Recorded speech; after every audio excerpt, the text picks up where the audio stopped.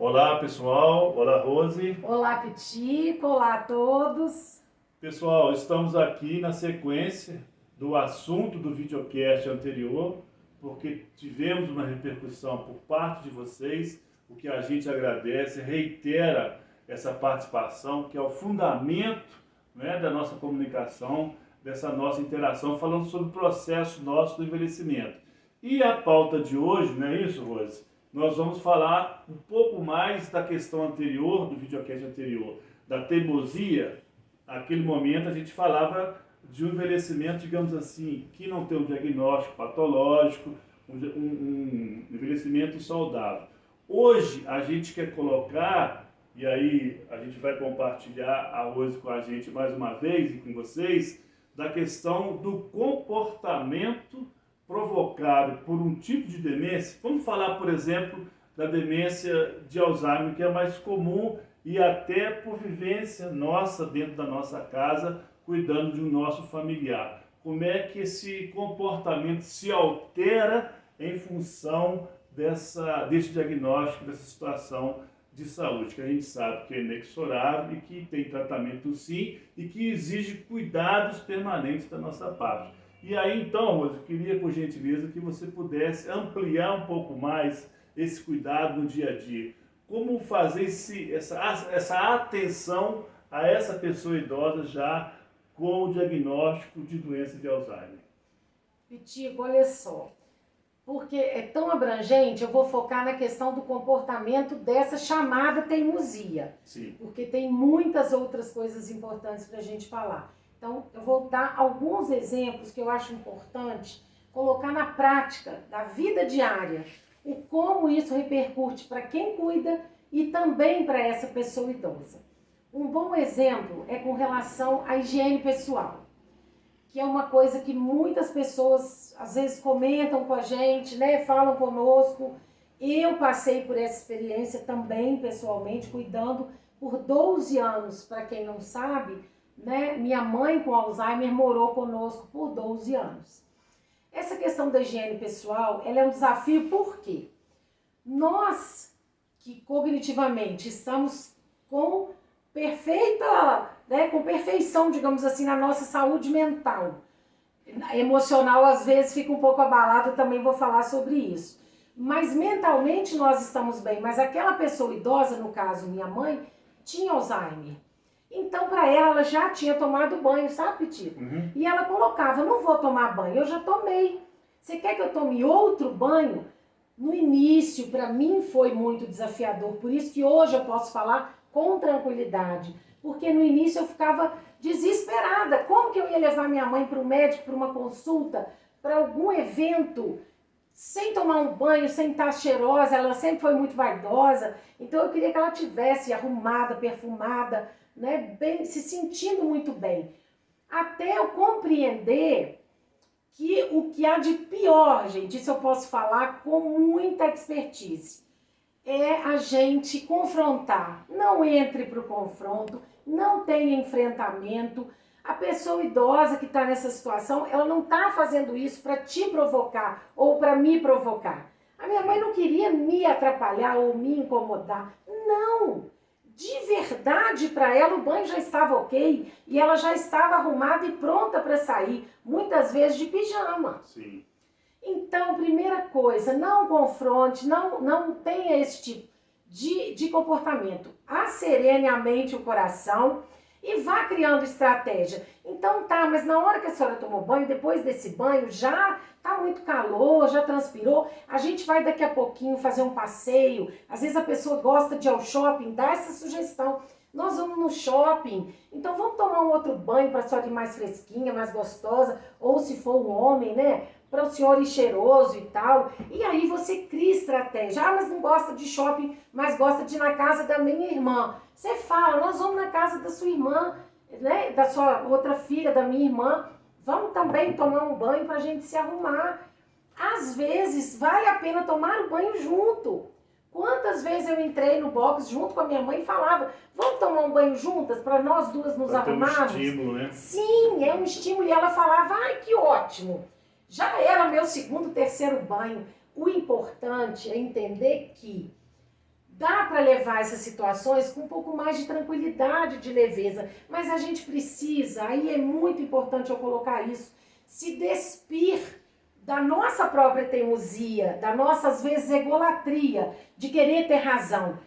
Que a nossa vontade seja imperativa, tenha primazia naquilo que a pessoa idosa possa responder. Isso, né? E de repente falar assim, mas você não toma banho, tem 2 dias que você não toma banho. É muito comum às vezes falar isso. Você está sem banho há uma semana, acabou, vira um caos. Aí a guerra está instalada mesmo. Então, outra situação também importante para trazer aqui, com relação, que eu até falei no videocast anterior, quando a pessoa idosa fala, eu quero ir embora para minha casa, você pode repetir 1000 vezes, mas essa é a sua casa, a casa é aqui, não tem outra casa, que porcaria. E tem gente que fica tão nervosa e xinga e chora. É normal a gente ficar assim, impaciente, chateado. Eu chorei inúmeras vezes, eu nem conseguiria relatar, Muita porque angústia foram que dá, milhares de vezes. Mas o que acontece? Se a gente consegue respirar, e aí você que nos ouve, que nos assiste, se estiver passando por essa situação, ou puder também auxiliar alguém que esteja passando, coloca o seguinte, respira e fala assim, vamos combinar uma coisa? Amanhã eu te levo.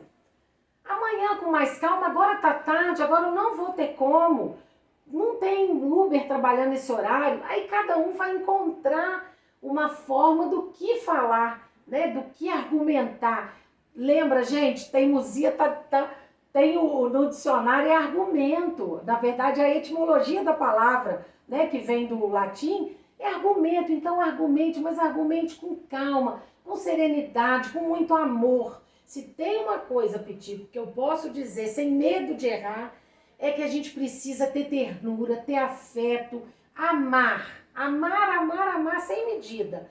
E pode chorar e a pessoa vai ter inúmeros momentos de angústia, de tristeza, de choro, de desespero. Isso é normal, gente. O ruim é deixar isso tomar conta da rotina, da vida diária. Porque aquela pessoa que está com Alzheimer, ela não está fazendo nada para te provocar, sim, não é pessoal. Então, esses comportamentos, eles vão surgir e cada vez vai ser uma coisa diferente. Vai ter a negativa de tomar o remédio, vai ter alimentação, né? Alimentação, a pessoa às vezes vai falar que não comeu, já comeu 2 vezes.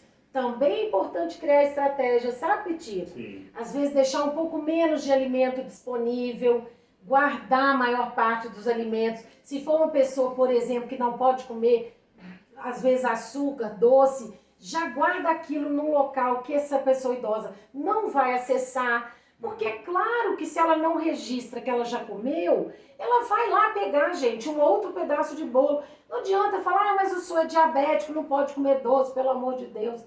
Não adianta. Verdade. Por quê? Porque essa pessoa ela não tem um registro.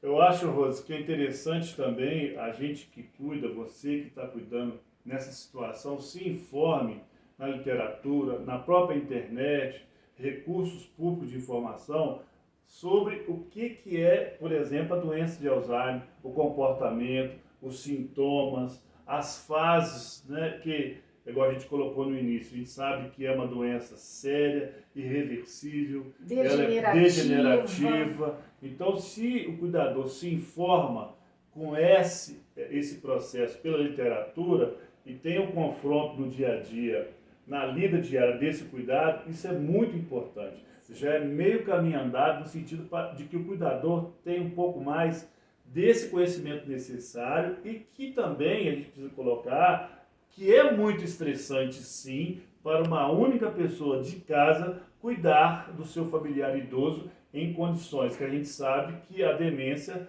ela vai evoluindo e evolui também os graus, as alternativas, né? As estratégias para esse cuidado que muda. Começa de uma fase e depois a dependência vai aumentando até chegar à finitude. Então acho que a informação é fundamental.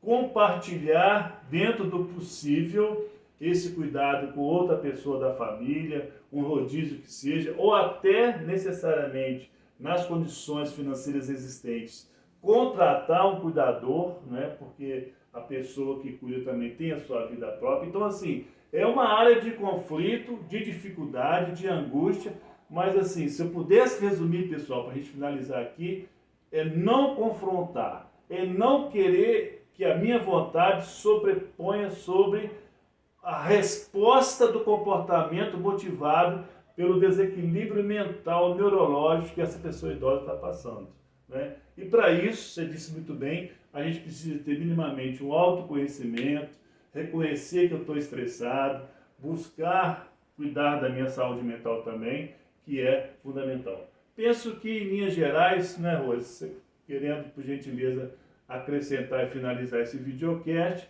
a gente, como sempre, agradece a sua opinião, a sua participação é muito importante aqui e fique à vontade, como foi feito na sequência desse vídeo do anterior, para sugerir temas, compartilhar aí os seus comentários, por gentileza. Você, Rose. Na verdade, eu quero agradecer a atenção de todos. Nós ficaremos aqui, Pitico, 1 hora, 2, 3, conversando sobre a questão do Alzheimer, que é um dos tipos de demência, porque algumas pessoas às vezes também perguntam isso para mim, né? Tem vários outros tipos de demência, o Alzheimer é um deles, e como foi a minha experiência de vida, a minha experiência no cuidado com a minha mãe, na verdade eu fico muito mais à vontade para falar sobre essa experiência pessoal. Mas podemos também depois trazer diversas outras questões, inclusive dentro do trabalho, Pitico, que eu realizo como neuropsicopedagoga. Perfeito. E eu quero trazer uma outra coisa muito rapidamente, também agradecendo, que eu fiquei muito feliz, as inúmeras manifestações que eu e Pitico recebemos semana passada e essa semana, de pessoas que estão se inscrevendo no canal, que estão conhecendo os vídeos, compartilhando e nos dando muito apoio, dizendo a importância dessa temática, a importância de estarmos conversando sobre o dia a dia do nosso próprio envelhecimento, né, do envelhecimento dos pais, das pessoas que a gente convive e o quanto que isso tem acrescentado. Eu estou muito feliz, tenho certeza que o Pitico também, porque esse retorno para nós, ele é fundamental. Então eu quero agradecer a todas as pessoas que enviam WhatsApp, que enviam mensagem, que comentam, que me telefonam, que às vezes fazem contato no consultório. Então, assim, muita gratidão. Até lá, pessoal. Muito obrigado pela participação de vocês. Muito obrigada e até o próximo videocast.